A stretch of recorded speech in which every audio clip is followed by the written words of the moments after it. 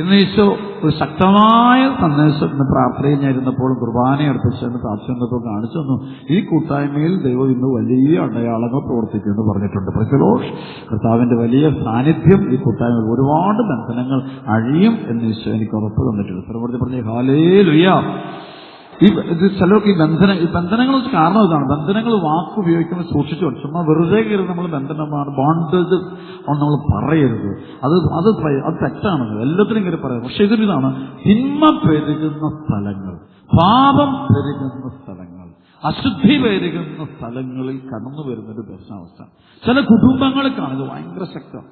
ഈ കഴിഞ്ഞ ആളുകളുടെ ഒരു വലിയൊരു മറക്കമുണ്ട്. ഹസ്ബൻഡ് വൈഫ് ഇവർ തമ്മിൽ വലിയ പ്രശ്നമായിട്ട് വിവാഹമോചനത്തിന്റെ വാക്കിലേക്ക് പോവുകയാണ്. ഭാര്യയും ഭർത്താവും തമ്മിൽ തീരുമാനമെടുത്തു. ഇനി ചേർന്ന് കേസ് കൊടുത്തു കഴിഞ്ഞവർ. അപ്പോഴേക്ക് ഇങ്ങനെയും ഇവരൊന്ന് യോജിപ്പിക്കണം പറഞ്ഞുകൊണ്ട് ഒരു മീഡിയേറ്ററൊക്കെ കൂടി ഒരാൾ കൂടിയിട്ട് ശ്രമിച്ചിട്ട് നടക്കുന്നത്. അപ്പൊ ഇവരെ ധ്യാനത്തിന് വിട്ട് നമുക്ക് നടക്കാന്ന് പറയും. അപ്പൊ അങ്ങനെ ഇവർ ധ്യാനത്തിന് വന്നു. ധ്യാനത്തിന്റെ കുമ്പസാരം, നമ്മുടെ അവിടെ കുമ്പസാരം ഒരു വലിയൊരു അനോയിന്റിംഗ് ആണ്.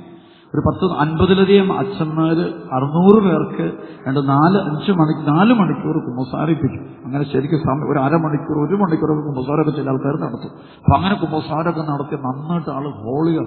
അപ്പൊ അതിനുശേഷമാണ് ഡെലിവറൻസ്, വിടുതൽ പ്രാർത്ഥന കൊടുക്കും. അപ്പൊ ഈ ഡിവോഴ്സിലേക്ക് പോയിക്കൊണ്ടിരുന്ന കുടുംബം അവർ നന്നായിട്ട് കുമ്പസാരിച്ചു. കൗൺസിലിംഗ് എല്ലാം കഴിഞ്ഞിട്ടും അവർ ഒരുമിച്ച് പോകില്ല. കാര്യങ്ങളെല്ലാം മനസ്സിലായാലും അത് പ്രവർത്തിക്കാൻ പറ്റില്ല. ശരിയും തെറ്റും വ്യക്തമായിട്ട് അറിഞ്ഞിട്ടും പ്രവർത്തിക്കാൻ പറ്റാത്ത അവസ്ഥ. അതാണ് ബോണ്ടേജ്. ശരിയും തെറ്റും അറിഞ്ഞതിന് ശേഷം നന്മ തിരഞ്ഞെടുക്കാൻ പറ്റാത്ത ഒരവസ്ഥ. അതാണ് തിന്മയുടെ ശക്തിയുടെ പ്രഭാവം. അവിടെയാണ് ഈ ബോണ്ടേജ് എന്നുള്ള വാക്കുകൾ. എനിക്ക് ശരിയും തെറ്റും അറിഞ്ഞു, എനിക്കിതാണ് ശരിയെന്നറിയാം, ഇതാണ്. പക്ഷേ എനിക്ക് അങ്ങോട്ടൊരു സ്റ്റെപ്പ് എടുക്കാൻ പറ്റുന്നില്ല. നേരെ മറിച്ച് തിന്മയുടെ വഴിയിലോട്ട് തന്നെ പോകും, നാശത്തിന്റെ വഴിയിലോട്ട് ചൂസ് ചെയ്യാണ്. അതെടുക്കാനേ പറ്റുന്നുള്ളൂ. അതാണ് ഏറ്റവും വലിയ, അതാണ് ബന്ധനം എന്ന് പറഞ്ഞ വാക്ക്. അവിടെയാണ് അപ്പൊ നന്മയും തിന്മയും വ്യക്തം. എനിക്കറിയാം ഇതാണ് ശരിയായ വഴി, പക്ഷെ എനിക്ക് എടുക്കാൻ പറ്റും. I am not able to take a step. എടുക്കാൻ പറ്റും. സർവ്വത്തിൽ ഹല്ലേലൂയ, ഹല്ലേലൂയ, ഹല്ലേലൂയ, ഹല്ലേലൂയ. അപ്പോഴാണ് പ്രിയപ്പെട്ട മക്കൾ അപ്പോൾ ഇവരുണ്ട് എന്റെ കൂടെ അവിടെ കൗൺസിലിംഗ് ടഫ് കേസാണ്. ഇവർ രണ്ടായിട്ട് പോകുള്ളൂ, ഒരു രക്ഷയില്ല. അപ്പം നിങ്ങൾ അങ്ങനെ തീരുമാനിക്കാതെ പരിശുദ്ധാത്മാവിനെ പ്രവർത്തിച്ചാൽ എല്ലാ പ്രശ്നവും തരും. ദൈവത്തിന്റെ ആത്മാവ് ഇടപെട്ടാൽ എന്തിനേയും നവീകരിക്കാൻ പറ്റും. സർവ്വത്തിൽ ഹല്ലേലൂയ. പുതുക്കി പണിയാൻ പറ്റും. പുതുക്കാണ് ഈശോ പറഞ്ഞ പോലെ അബ്രാഹത്തിന് വേണമെങ്കിൽ ഈ മണ്ണിൽ നിന്ന് മക്കളെ സൃഷ്ടിക്കാനെടുത്തത്. സർവ്വത്തിൽ ഹല്ലേലൂയ. എന്ത് ദൈവത്തിന് അസാധ്യമായിട്ട് യാതൊന്നുമില്ല. അപ്പൊ അതും ഒരു തലമുണ്ട്. പരിശുദ്ധാത്മാവിന് എന്തും ചെയ്യാൻ. അതുകൊണ്ട് നമുക്ക് പരിശുദ്ധാത്മാവിനെ സമർപ്പിച്ച് പ്രാർത്ഥിക്കാം. അവസാനം ഇവര് രണ്ടുപേരും കൂടെ ഇവരെന്റെ മുറി പ്രാർത്ഥിക്കാനായിട്ട് കൊണ്ടുവന്ന പാടെ ഇവന്റെ തലേക്ക് യേശുനാമത്തിൽ ബന്ധിക്കുന്ന ഞാൻ പറയും. ഇവന് വെട്ടിയിട്ടോ തകർത്തു. അവിടെ കിടന്ന് പെടക്കിയ, ശരിക്കും പെടക്കിയെന്ന് വെച്ചാൽ നമ്മൾ ഈ മത്സ്യമൊക്കെ വെള്ളത്തിൽ നിന്ന് കരയ്ക്ക് ഇട്ട് കഴിയുമ്പോൾ ഇത് കിടന്ന് ഈ ജീവൻ പോകുമ്പോൾ ഇങ്ങനെ കിടന്ന് അടിക്കുന്ന പോലെ വരുന്നത്. ഇത് ഈ മനുഷ്യൻ കിടന്നങ്ങനെ നിലത്ത് നിന്ന് അടിക്കുകയാണ്. കുറേ കഴിയുമ്പോഴത്തേക്കും ഇത് ശരിക്കും കൈയും കാലൊക്കെ വലിച്ചു കൂട്ടും. ശരിക്കും ഒരാൾ മരിക്കുന്ന പോലെ തന്നെയാണ്. ശരിക്കും സ്പിരിറ്റ് വിട്ടുപോകും. പലപ്പോഴും വലിച്ചു കൂടുന്നത് കാണാൻ പറ്റും. സ്പിരിറ്റ് നമുക്ക് കാണത്തില്ല. എനിക്ക് ചില സമയത്തൊക്കെ പരിശുദ്ധാത്മാവിന്റെ കൃപ കൊണ്ട് ഈ കാര്യത്തെക്കുറിച്ച് കാണിച്ചിട്ടുണ്ട്. ചില സമയങ്ങൾ എപ്പോഴും കാണിച്ചിടാറില്ല. കാണാതിരിക്കുന്നതാണ് നല്ലത്. ശ്രമത്തിൽ പറഞ്ഞ ഹല്ലേലൂയ. അപ്പം രണ്ടാമത് ഇവളുടെ തലയിലും ഇതുപോലെ തന്നെ പൈശാചിക ബന്ധനം. 5 മിനിറ്റോളം പ്രാർത്ഥിച്ചു. അനമ്പളം തെളിച്ചു. അതിനുശേഷം ഞാൻ എഴുന്നേക്കാൻ പറഞ്ഞു. എഴുന്നേറ്റപ്പോഴത്തേക്ക് ഇവൻ സ്തുതിക്കാൻ തുടങ്ങി. അപ്പോഴത്തേക്ക് എന്റെ നാവിൽ ഭാഷവരായി. അഭിഷേകത്തിലെ ഇവർ രണ്ടുപേരിലും മാറ്റമായി. അപ്പൊ എഴുന്നേറ്റപ്പോ ഞാൻ ചോദിച്ചു, ഇനി നിങ്ങളുടെ തീരുമാനം എന്താ? ഉടനെ ഇവൻ കയറി ഇവളുടെ കയ്യെ കയറി പിടിച്ചിട്ട് പറഞ്ഞു, അച്ഛാ ഞാൻ ഇവളെയും കൊണ്ട് പൊക്കോളാം. ഞങ്ങൾ ഒരുമിച്ച് വീഴ്ചോളാം. രണ്ടുപേരെ സമ്മതം. ഞങ്ങൾ കേസും വിട്ടു. ഞങ്ങളിനെ ഒരുമിച്ച് പോകും. ഇത് എനിക്ക് ഒരു അനുഭവമല്ല. എന്റെ ജീവിതത്തിൽ ഒരു ആയിരക്കണക്കിനല്ല, ഞാൻ 10,000-കണക്കിന് അനുഭവം എനിക്ക് അനുഗ്രഹിച്ചുണ്ടായിട്ടുണ്ട്. ശരിക്കും ഇത് നമ്മുടെ ജോൺ പോൾ രണ്ടാമൻ മാർപ്പാപ്പ 1991 നടത്തിയ ഒരു അപ്പസ്തോലിക് ലെറ്ററിൽ പറയുന്നൊരു സംഭവമുണ്ട്. ഇന്ന് കുടുംബങ്ങളെ നശിപ്പിക്കുവാൻ ഒരു തിന്മയുടെ ശക്തി ലോകം മുഴുവനുണ്ട്. A spirit of division. ഭിന്നതയുടെ ആത്മാവ് വരും. അപ്പൊ ഇത് വന്നു കഴിഞ്ഞാൽ പിന്നെ ഭാര്യ ഭർത്താക്കന്മാർ തമ്മിൽ മനസ്സ് തമ്മിൽ ചേരില്ല. ശരീരം ചേരും, പക്ഷെ മനസ്സ് തമ്മിൽ ചേരില്ല. ചിന്തകൾ തമ്മിൽ ചേരില്ല. ബോധ്യങ്ങൾ തമ്മിൽ, തീരുമാനങ്ങൾ തമ്മിൽ ചേരില്ല. എന്റെ ശരീരം അങ്ങനെ, നീ എന്റേതാണ്, ഞാൻ നിന്റേതാണ്, ഞാൻ നിന്റേത് മാത്രമാകും. ഇതെങ്ങനെ ഒരു വേർപെടുത്തണം, അത് ശക്തമായിട്ട് കയറിപ്പിടിക്കും. അപ്പൊ അവർ പറയുന്നത് ഈ ഒരു സ്പിരിറ്റ് ലോകത്തുണ്ട്. അപ്പൊ അതുകൊണ്ട് അവിടെ പറയുന്നത് വൈദികരോട് പറയുന്നതാണ്, വൈദികര് ഇങ്ങനെയുള്ള കുടുംബങ്ങൾക്ക് വേണ്ടി പ്രത്യേകം പ്രാർത്ഥിക്കണം, പ്രത്യേകമായി വെഞ്ചരിപ്പുകൾ നടത്തണമെന്ന് മാർപ്പാപ്പ എന്ന് പറയുന്നുണ്ട്. Hallelujah, hallelujah. കാരണം കുടുംബങ്ങളെ ഭിന്നിപ്പിക്കുന്നവരാണ്. ഐക്യം നഷ്ടപ്പെടുക. ഭാര്യയും ഭർത്താവും മാതാപിതാക്കളും മക്കളും തമ്മിൽ സ്നേഹത്തിന്റെ ഒരു കൂട്ടായ്മയുണ്ട്, സന്തോഷത്തിന്റെ ഒരു കൂട്ടായ്മ, ആനന്ദത്തിന്റെ കൂട്ടായ്മ, അനുസരണത്തിന്റെ ഒരു ബന്ധം, അത് മുഴുവൻ കളയുന്ന ഒരു സ്പിരിറ്റ് ലോകത്ത്. അതുകൊണ്ട് തന്നെ ബന്ധിച്ചു spirit of division. In the name of Jesus Christ I bind and cast out the spirit of division എന്ന് പറഞ്ഞു ശരിക്കും ബന്ധിച്ച് പ്രാർത്ഥിക്കണം. സർവ്വോട് പറഞ്ഞു ഹല്ലേലൂയ. ഇത് ഇടവകളൊക്കെ വരും. നമ്മുടെ ഇടവകളിലൊക്കെ ഭിന്നതയുടെ ആത്മാവ് വരും. നമ്മുടെ ഇടവക കുടുംബം ഇപ്പം വൈദികരോടൊക്കെ ഭയങ്കരമായിട്ട് മോശമായിട്ട് സന്യസ്തരോടൊക്കെ പ്രാർത്ഥിക്കണം. നമ്മൾ ഈ കാലഘട്ടങ്ങളിൽ നിങ്ങൾ അഭിഷിക്തർക്ക് വേണ്ടി ഒരുപാട് പ്രാർത്ഥിക്കണം. പറഞ്ഞു ഹല്ലേലൂയ. വേദനിക്കുന്ന വൈദികർ നമ്മുടെ ഇടയിലുണ്ട്. കുറവുകളുള്ള വൈദികരുണ്ട്. വിഷമനുഭവിക്കുന്ന വൈദികരുണ്ട്. അവരെ തന്നെ ചില സമയത്ത് പൈശാചിക ശക്തി ചില സമയത്ത് വല്ലാണ്ട് പീഡിപ്പിക്കുന്നുണ്ട്. ഈ സമയത്ത് നമ്മൾ അവരെ ചീത്ത വിളിച്ചാലൊന്നും അവർ രക്ഷപ്പെടില്ല. പ്രശ്നോഷ് ഈ സമയത്ത് ദൈവജനം അവർക്ക് വേണ്ടി കർത്താവിന്റെ മുമ്പിൽ കൈകൾ വിരിക്കാൻ തയ്യാറായാൽ നമ്മൾ അത്ഭുതങ്ങളും അനുഗ്രഹങ്ങളും കാണും. പറഞ്ഞ ഹല്ലേലൂയ. അതൊരു ബന്ധം. ഈ കാലഘട്ടത്തിന്റെ പ്രശ്നം അതെവിടെയും കയറി ആഞ്ഞടിക്കുന്ന സഭയെ ചുവടെ പറിച്ചു കളയാൻ വേണ്ടി സതാന്ത ശക്തികൾ ലോകം മുഴുവൻ പ്രവർത്തിക്കുന്ന സമയമാണ്. ഈ സമയത്ത് നമ്മൾ അസ്വസ്ഥരാകുകയല്ല വേണ്ടത്, നമ്മളിരുന്ന് പ്രാർത്ഥിക്കുക വേണ്ടത്. പറഞ്ഞ ഹല്ലേലൂയ. അത് സഭയ്ക്ക് വേണ്ടി പ്രാർത്ഥിക്കാം, സഭയ്ക്ക് വേണ്ടി വായി തീർക്കണം. അപ്പൊ ഇടവേലൊക്കെ ഈ കൂട്ടായ്മകള്, ഇടവേല പാരിഷ് കൗൺസില്, പൊതുയോഗം ഭയങ്കര ബന്ധനമായിരിക്കും. ഞാൻ പലപ്പോഴും പറയും, ഞാൻ ഇടവകയിൽ 10 വർഷം വികാരിയായിട്ട് അസിസ്റ്റന്റ് ആയിട്ടിരുന്നു. അപ്പൊ ഇരുന്നപ്പോൾ ഞാൻ എന്റെ ചരിത്രം പറഞ്ഞു, എനിക്കാണ് ഇടവകയിലെ വൈദികരൊക്കെ കഷ്ടപ്പെട്ടുണ്ടാക്കുന്ന ആധ്യാത്മികത അല്ലെങ്കിൽ ആത്മീയ ജീവിതം, ദൈവഭയം, ദൈവത്തോട് ബന്ധം, പരിശുദ്ധ കുർബാനയോടുള്ള ഒരു പ്രത്യേകമായൊരു ബഹുമാനം, ദേവാലയത്തോടുള്ള ബഹുമാനം, അല്ല വൈദികരോടുള്ള ബഹുമാനം, സന്യസ്തരോടുള്ള ബഹുമാനം, സുവിശേഷത്തോടുള്ള ബഹുമാനം, വിശ്വാസ സംബന്ധമായ ബഹുമാനം, ഇതെല്ലാം കളഞ്ഞു കുളിക്കുന്ന ഒരു 2 പരിപാടികൾ പലപ്പോഴും നമ്മുടെ ഇടവകയിലുണ്ട്. പറഞ്ഞ ഹല്ലേലൂയ. ഈ രണ്ടും കളഞ്ഞിട്ട് ഒന്നേം തുടങ്ങുന്ന 2 പരിപാടികൾ കഴിയുമ്പോൾ മിക്കവാറും ഇടവക ശൈലി തീരും. പറഞ്ഞ ഹല്ലേലൂയ. 2 പരിപാടി. 1 ഇടവക തിരുനാള്. പറഞ്ഞ ഹല്ലേലൂയ. 2 വാർഷിക പൊതുയോഗം. പറഞ്ഞ ഹല്ലേലൂയ. ഇത് 2 കഴിയുമ്പോൾ വീണ്ടും 1 തുടങ്ങേണ്ടി വരും. പറഞ്ഞ ഹല്ലേലൂയ. കാരണം ഇത് 2 അവിടെ 2 തിന്മയുടെ ശക്തി കയറിയിട്ട് ശരിക്കും കളിക്കും. അപ്പൊ ഞാൻ ഇടവകരിക്കുമ്പോൾ ഞാൻ തിരുനാളിനൊക്കെ ഭയങ്കരമായിട്ട് ശ്രദ്ധിച്ച് ഞാൻ ആഘോഷം വേണം. ഇന്ന് ആഘോഷങ്ങൾ അപകടങ്ങൾക്ക് കാരണമായി തീരുന്നുണ്ട്. ആഘോഷം കഴിയുമ്പോൾ പല കുടുംബങ്ങൾക്കും അപകടങ്ങൾ നേരിടുന്നു, പല വ്യക്തികൾക്കും അപകടങ്ങൾ ഉണ്ടാകുന്നു, പല ജീവിതങ്ങൾ ആഘോഷങ്ങൾ അപകടങ്ങൾ ഉണ്ടാകുന്നുണ്ട്. വിവാഹാഘോഷങ്ങൾക്ക് അപകടം, ആഘോഷം തെറ്റ്, നമ്മൾ കർത്താവിന്റെ വചനം തെറ്റിയുള്ള ആഘോഷങ്ങളാണ്. ചിലപ്പോൾ കല്യാണം, ഇന്നെനിക്കൊരു കേരളത്തിൽ കഴിഞ്ഞ നാളുകളിൽ ഉണ്ടായൊരു കല്യാണം. അപ്പൊ ആ കല്യാണത്തിന്റെ ദിവസം ഞാൻ പറയുന്ന ഒരു 5 വർഷം മുമ്പുള്ള കല്യാണം.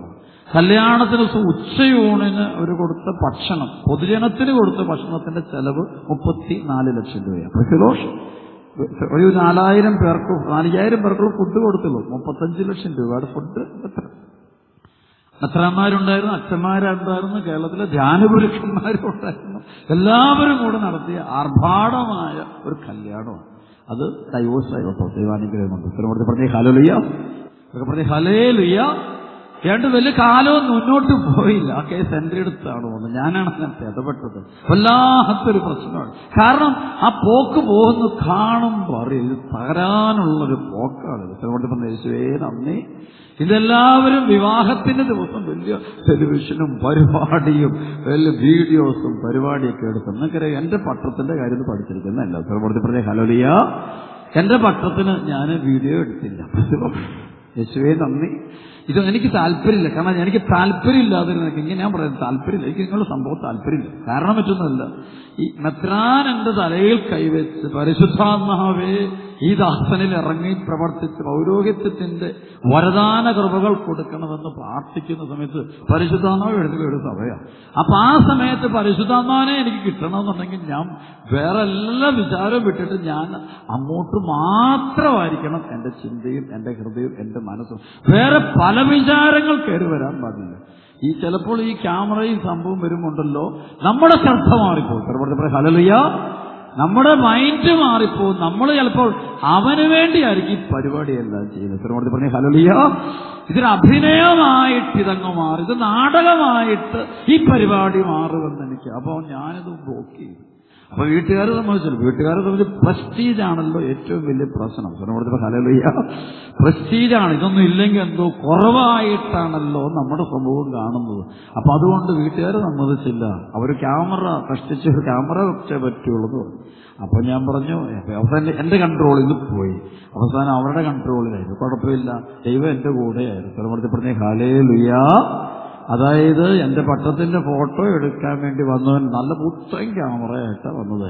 ക്യാമറ എടുത്തുകൊണ്ട് അവന് ഫോട്ടോ എടുത്ത് പള്ളിമുറ്റത്തുനിന്നുള്ള ഈ പ്രദർശനത്തിന്റെ ഒക്കെ ഫോട്ടോ കിട്ടി. പള്ളിക്കകത്ത് കയറി 1-2 എടുത്തു. അവന്റെ ക്യാമറ പോയി. നല്ലൊരു ക്യാമറ കേടായി. പറഞ്ഞ ഹല്ലേലൂയ. അവൻ ഇറങ്ങി ഓടി. എന്റെ ജ്യേഷ്ഠൻ അവന്റെ പുറകെ ഓടി. ഹല്ലേലൂയ. ഓടി. അവനെ കിട്ടിയില്ല. പിന്നെ വേറൊരു ക്യാമറക്കാരനെ വിളിച്ചെന്നാണ് എന്റെ ജ്യേഷ്ഠൻ വന്നത്. വന്നപ്പോഴത്തേക്കും കുർബാന കഴിയാറായി. പട്ടവും കഴിഞ്ഞ് കുർബാന പകുതി കഴിഞ്ഞപ്പോഴാണ് എത്തിയത്. പറഞ്ഞ ഹല്ലേലൂയ. ദൈവാനുഗ്രഹം കൊണ്ട് എനിക്ക് ഫോട്ടോ ഇല്ല, പക്ഷെ പൗരോഹിത്യം എന്റെ കൂടെയുണ്ട്. പൗരോഹിത്യവും അഭിഷേകത്തിന് ഒരു കുറവും വന്നിട്ടില്ല. ഞാൻ നോക്കുന്ന ഒന്നേ ഉള്ളൂ, വേണ്ടത് ഫോട്ടോ അല്ല, വേണ്ടത് പൗരോഹിത്യത്തിന്റെ അഭിഷേകവും കൃപകളാണ്. ഇന്ന് പലരുടെയും വീട്ടിൽ കല്യാണത്തിന്റെ ഫോട്ടോയും അതിന്റെ സംഭവങ്ങളെല്ലാം ഇഷ്ടംപോലെ, പക്ഷേ ഭർത്താവ് കൂടെയില്ല, ഭാര്യയെ കൂടെയില്ല. ഹല്ലേലൂയ. എല്ലാ സജ്ജീകരണങ്ങളും ഉണ്ട്, പക്ഷേ ഭർത്താവ് കൂടെയില്ല. കാരണം ആ കല്യാണത്തിൽ വെച്ച് കിട്ടേണ്ടത് അനുഗ്രഹം കിട്ടിയിട്ടില്ല, അഭിഷേകം കിട്ടിയിട്ടില്ല, നിലനിൽപ്പിന്റെ വരം കിട്ടിയത് ക്യാമറ 1 ലക്ഷം 2 ലക്ഷം 5 ലക്ഷം രൂപയുടെ ആണെങ്കിൽ ഇതിന്റെ ആൽബം കയ്യിലിരിപ്പുണ്ട്. കെട്ടിയോനെ എവിടെയാന്ന് ചോദിച്ചാൽ അത് പറഞ്ഞേക്കരുത്. ഭാര്യ എവിടെയാ പറഞ്ഞേക്കരുത്. അങ്ങനെയുള്ള ഒത്തിരി അനർത്ഥങ്ങൾ സംഭവിച്ചുകൊണ്ടിരിക്കുന്ന സമയം. കാരണം എന്നറിയാവോ, ആ ഒരു വിവാഹം എന്ന് കൂദാശയാണ്. അവിടെ എന്റെ കണക്ക് ഞാൻ പറയും, നിങ്ങൾ ഇരിക്കില്ല കേട്ടോ, എനിക്ക് കുഴപ്പമൊന്നുമില്ല. നിലനിൽപ്പിന്റെ വരവേ അച്ഛൻ പറയാറുള്ളൂ. പറയും ഹല്ലേലൂയ. 1 ദിവസത്തെ 2 ദിവസത്തെ സന്തോഷത്തിന് വേണ്ടി അല്ലല്ലോ നമ്മൾ പട്ടം സ്വീകരിക്കുന്നതോ അല്ലെങ്കിൽ വിവാഹം സ്വീകരിക്കുന്നതോ. ഒരാഴ്ച 2 ആഴ്ച ജീവിക്കാനും മറ്റുള്ളവരെ കാണിക്കും ഒരു അനുഗ്രഹമാവേണ്ട. സത്യം പറഞ്ഞാൽ എനിക്കൊരു അത്ഭുതമില്ല, ഒന്നുമില്ല. പക്ഷേ അന്ന് എന്റെ ബത്രാന്റെ തലേക്ക് വെച്ച് പ്രാർത്ഥിച്ചപ്പോൾ കർത്താവിന് ഞാൻ ഒരു അശ്രദ്ധയില്ല, എനിക്ക് ഒരു അശ്രദ്ധ ഉണ്ടാകുന്ന ഒരു കാര്യങ്ങൾ പോലും ഒന്നില്ലായിരുന്നു. ദൈവത്തിന്റെ ഈശോയിൽ മാത്രമായിരുന്നു മനസ്സ്. ഇന്നത്തെ പല കുഞ്ഞുങ്ങളൊക്കെ നമ്മളിങ്ങനെ സിനിമാ നടികളെ പോലൊക്കെ കുഞ്ഞുങ്ങളെ കൊണ്ടുവന്ന് ഈ പള്ളിക്കകത്തുകൊണ്ട് പ്രദർശന വസ്തുക്കളായിട്ട് ഇങ്ങനെ നിർത്തുമ്പോൾ എന്നിട്ട് ഈ അഭിഷേകം കിട്ടില്ല. ഒന്നാമത് ഇങ്ങനെ നിന്നാൽ തന്നെ അഭിഷേകം കിട്ടത്തില്ല. അതിന്റെ കുഴപ്പമല്ല. പിന്നെ പരിശുദ്ധാത്മ കുടുംബജീവനം ഉണ്ട്. അപ്പൊ അവിടെ കൃപ നിങ്ങൾക്ക് കൃപ വേണം. നല്ല വിശുദ്ധരായ കുഞ്ഞുങ്ങളുണ്ടാകണം, രോഗങ്ങളില്ലാത്ത കുഞ്ഞുങ്ങളുണ്ടാകണം, കൃപയുള്ള കുഞ്ഞുങ്ങളുണ്ടാകണം, അനുഗ്രഹിക്കപ്പെട്ട ഒരു അഭിഷേകമുണ്ട്. കർത്താവിന്റെ അഭിഷിക്തര് പ്രാർത്ഥിക്കുന്ന സമയത്ത് അവിടെ അദൃശ്യമായതിൽ കൂദാശ എന്ന വാക്കിന്റെ അർത്ഥം എന്താണ്? അദൃശ്യമായ ദൈവിക വരപ്രസാദത്തെ നമുക്ക് നൽകുന്ന ദൃശ്യമായ അടയാളങ്ങളാണ് കൂദാശകൾ. അതുകൊണ്ട് പ്രിയപ്പെട്ട മക്കൾ, ഞാൻ എപ്പോഴും വിവാഹ ജീവിതത്തിനും പൗരോഹിത്യ ജീവിതത്തിനും ഒക്കെ പറയുമ്പോൾ ഒറ്റ കാര്യമേ ആവശ്യമുള്ളൂ, ദൈവാനുഗ്രഹം, ദൈവകൃപയാകട്ടെ. അത് കിട്ടാതെ കുറെ പണം കിട്ടിയിട്ടോ കാശുണ്ടാക്കിയിട്ടൊന്നും കാര്യമില്ല. പറഞ്ഞ ഹല്ലേലൂയ. കഴിഞ്ഞ നാൾ വിദേശ രാജ്യങ്ങളിൽ പോയപ്പോൾ രസകരമായ ഒരു കുടുംബം, അത് ശരിക്കും അവര് എന്നെ പിടിച്ചത്, അവരെന്റെ അടുത്ത് സംസാരിച്ചത് എയർപോർട്ടിൽ വെച്ചാൽ കണച്ച പൊതുജനത്തിന്റെ മുമ്പിൽ പിടിക്കാതിരിക്കാൻ വേണ്ടി എയർപോർട്ടിൽ വെച്ച് എന്നെ പിടിച്ചു. എയർപോർട്ടിൽ എന്റെ അച്ഛാ ഞങ്ങൾ ഈ ദിവസം അച്ഛനെ കാണും, പക്ഷെ ഞങ്ങൾ നാട്ടിലോട്ട് വരും. അപ്പൊ അച്ഛനെ പഠിക്കുക ചെയ്യുമ്പോൾ ഒരാളെന്റെ അടുത്ത് ഒരു സഹോദരിയാണ്, 19 വയസ്സ് പ്രായം, 19 വയസ്സ് പ്രായമുണ്ട്. ഞാൻ പറഞ്ഞു എന്റെ ശേഷം ഭർത്താവ് വായിച്ചു. പറഞ്ഞു ഹല്ലേലൂയ. നിനക്ക് എന്നാണ്ട് സ്വത്ത്? ഇവിടെ 2 വീട്, നാട്ടിൽ 2 വീട്. മക്കൾ എത്രയുണ്ട്? 1. അവനെങ്ങനെയുണ്ട്? ഒരു രക്ഷയില്ല അച്ഛാ, അവനോ ഒരു സൈക്കിക്കാന്നാ തോന്നുന്നു. ഞാൻ ചോദിച്ചാൽ ഡ്രഗ്സ് എടുക്കുമായിരുന്നു? എടുക്കുമായിരുന്നു അച്ഛാ. കുടിക്കുമായിരുന്നു അച്ഛാ. അനുസരണമില്ല അച്ഛാ. ഞാൻ പറഞ്ഞിക്കുള്ളൂ പറയാനില്ല. ഞാൻ ഇങ്ങനെ ഒരു നിമിഷം എല്ലാം ഉണ്ട്. ഒരാളുടെ ഒരു കുറവാകിയിട്ട് ഞാൻ കണ്ടു. ആരുടെ കുറവറിയാം? ദൈവത്തിന്റെ കുറവ്. എല്ലാമുണ്ട്, പക്ഷേ പ്രാർത്ഥിക്കുന്ന അമ്മ ഇപ്പൊ പ്രാർത്ഥിക്കും. പാവം കിടന്ന് കരയുന്നുണ്ട് കേട്ടോ, നല്ലൊരു അമ്മയാ. പക്ഷെ എല്ലാം കഴിഞ്ഞിട്ട് കരഞ്ഞിട്ട് എന്നാ കാര്യം? കരയേണ്ട സമയത്തല്ലേ കരയേണ്ടത്? ഓരോന്നിനും നേരമില്ലേ കരയേണ്ട നേരം. അപ്പൊ അത് അന്ന് ശ്രദ്ധിക്കും. ഞാൻ അവരെ കുറ്റപ്പെടുത്തി ആരെയും ഞാൻ ചെറുതാക്കി പറയല്ല. പക്ഷെ ഒരു സങ്കടം വന്നു. ഭർത്താവ് വേറെ പ്രശ്നങ്ങളോ അതിനെക്കുറിച്ച് കൂടുതൽ പറയാൻ ആഗ്രഹിക്കുന്നില്ല. ഇനി ഒത്തിരി അനുഭവം ഞാനിന്ന് അണക്കരയിൽ കാണുന്നൊരു സംഭവം വെച്ചാൽ, ഒരുപക്ഷെ കേരളത്തിൽ ഒരുപാട് ധ്യാനകേന്ദ്രങ്ങളുണ്ട്, ഒരുപാട്. പക്ഷെ അണക്കരയ്ക്ക് ഒരു പ്രത്യേകതയുണ്ട്. ശ്രീമോദി പറഞ്ഞ ഹല്ലേലൂയ. കേരളത്തിലെ എല്ലാ മൊത്തത്തിൽ ഭയങ്കരമായിട്ട് ഇന്റലക്ച്വൽസ് ആയിട്ടുള്ള ഒത്തിരി ആൾക്കാർ വരുന്ന സെന്ററാണ്. ഹല്ലേലൂയ. ഒത്തിരി റിച്ച് ആൾക്കാർ, ഒരുപാട് സമ്പന്ന കുടുംബങ്ങളിലെ ആൾക്കാരോട് ധ്യാനിക്കാൻ പറ്റും. ഒരുപാട് സമ്പന്ന കുടുംബങ്ങളിലെ ആൾക്കാർ ഇന്റർനാഷണൽ ലെവലിലും ധ്യാനം കൊടുക്കും. പക്ഷെ ഇതുങ്ങളോട് ഞാൻ കൂടുതൽ സംസാരിക്കാറൊന്നുമില്ല. ചിലപ്പോൾ ഒരു മിറ്റൊക്കെ പറയാം. പക്ഷെ ഉള്ള മനസ്സിൽ ഇവർക്കൊരു സംഭവമേ ഇവർക്കുണ്ടായിട്ടുള്ളൂ. ഇവരെവിടെയോ വെച്ചോ ദൈവത്തെ അങ്ങ് മാറ്റി നിർത്തിയിട്ട് പണം, പേര്, ധരിവ്, പ്രശസ്തി, സ്ഥാനമാനം, നേട്ടങ്ങള് അതിന് 1ാം സ്ഥാനം കൊടുത്തു. അത് കഴിഞ്ഞിട്ടേ ഉള്ളവർക്ക് ബാക്കി കാര്യങ്ങളൊക്കെ. അങ്ങനെ പോയപ്പോൾ ഉണ്ടായ വലിയൊരു അനർത്ഥങ്ങളൊക്കെ. പ്രിയപ്പെട്ട മക്കളെ, ഒരു കാര്യം ഈശോനെ പഠിപ്പിച്ചൊരു കാര്യം പഠിപ്പിക്കുകയാണ്. പറഞ്ഞ ഹല്ലേലൂയ. വിഷയത്തിലേക്ക് തിരിച്ചു പോകും. അതായത് ഞാൻ തിന്മയുടെ ബന്ധനങ്ങളെ കുറിച്ച് പറഞ്ഞു വന്നത്. സ്പിരിറ്റ് ഓഫ് ഡിവിഷൻ, ഭിന്നതയുടെ ആത്മാക്കളെ കുറിച്ച്, കുടുംബജീവിതങ്ങളെ തകർക്കുന്ന തിന്മയുടെ ശക്തികളെ കുറിച്ച് പറഞ്ഞു. അപ്പൊ ഞാൻ പറഞ്ഞു, പാപത്തിന്റെ സാഹചര്യങ്ങളിലാണ് ഈ സ്പിരിറ്റ് ഏറ്റവും കൂടുതൽ വളരുന്ന തിന്മയുടെ ശക്തികൾ പെരുകുന്നത്. പാപ സാഹചര്യം. ഒരു കാര്യം നിങ്ങളെ പഠിച്ചു, വലിയൊരു കാര്യം രഹസ്യം പഠിപ്പിക്കുകയാണ്. വലിയൊരു രഹസ്യം. പറഞ്ഞ ഹല്ലേലൂയ. പാപം ചെയ്യുന്ന സ്ഥലങ്ങളിൽ തിന്മയുടെ അരൂപികൾ ഉണ്ടായിരിക്കും. ഒരു കൊലപാതകം നടക്കുന്ന സ്പേസ് അല്ല പ്ലേസ്, അവിടെ തിന്മയുടെ ശക്തി ഹിഡൻ, ഓൾവേസ് ഹിഡൻ. അതൊരു പറഞ്ഞ കാണില്ല അവിടെ. അതുപോലെ ഓരോ തിന്മകൾക്കും മദ്യപാനം നടക്കുന്ന സ്ഥലങ്ങൾ, ഈ മദ്യപാന സ്പിരിറ്റ്, ഈ മദ്യപാനവും സ്പിരിറ്റ് പൈശാചിക ഞാൻ കണ്ടിട്ടുണ്ട്. ഇതൊക്കെ ചിന്തിച്ച് പ്രാർത്ഥിക്കുമ്പോൾ കാണാൻ പറ്റും. അപ്പൊ ഈ ഒരു വ്യക്തിയിലുള്ള തിന്മയുടെ ആൾക്ക് പോലും അറിയത്തില്ലോട്ട്. നമുക്ക് അതല്ല യോഹന്നാൻ 8:44 തിന്മയുടെ ശക്തിയെക്കുറിച്ച് ഈശോ പറയുന്നത്. അവൻ നുണയുടെ അവൻ ഹിഡനാ. ഒരിക്കലും അവൻ വെളിച്ചത്തിൽ വരില്ല. അവൻ അന്ധകാരമാണ്. അവൻ ഒരിക്കലും പ്രകാശത്തിലേക്ക് അവൻ ഒളിഞ്ഞില്ല. അവനെ ഒരിക്കലും കണ്ടുപിടിക്കാൻ പറ്റില്ല.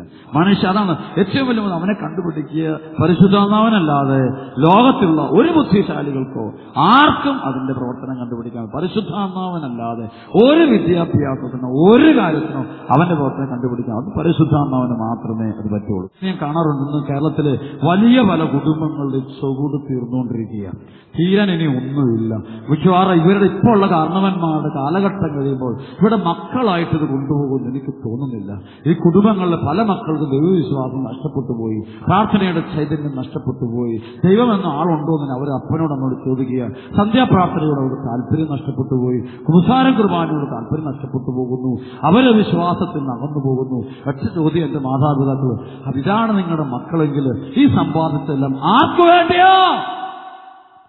ഈ സമ്പാദിച്ചതിന്റെയൊക്കെ പരിണിത ഫലം എന്താണ് സംഭവിക്കാൻ പോകുന്നത്? ആര് കൊണ്ടു മുഴുവൻ തീരാൻ പോകുന്നത്? അതുകൊണ്ട് പ്രിയപ്പെട്ട മക്കളെ, ഒന്നേ അച്ഛന് പറയാനുള്ളൂ, ജീവിതത്തിലേക്ക് യേശുക്രിസ്തുവിനെ വിളിച്ചു കൊണ്ടുവരിക. യേശുക്രിസ്തുവിനെ തിരിച്ചു വീട്ടിൽ കയറ്റുക, ജീവിതത്തിലേക്ക് വിളിച്ചു കയറ്റുക. അതാണ് നിങ്ങളുടെ ജീവിതത്തിന്റെ, എന്റെ ജീവിതത്തിന്റെ തകർച്ചയിൽ നിന്ന് രക്ഷപ്പെടാനുള്ള ഏക മാർഗം. അതാ ഈശോയ്ക്കൊന്ന അവന്റെ വചനത്തെ മുറുകെ പിടിക്കുക, യേശുവിനെ സ്നേഹിക്കുക, പ്രാർത്ഥിക്കാൻ തയ്യാറാകുക. ദൈവഭയം മുന്നിലുണ്ടാകട്ടെ, ഹൃദയത്തിൽ ദൈവഭയം നിറഞ്ഞു നിൽക്കട്ടെ.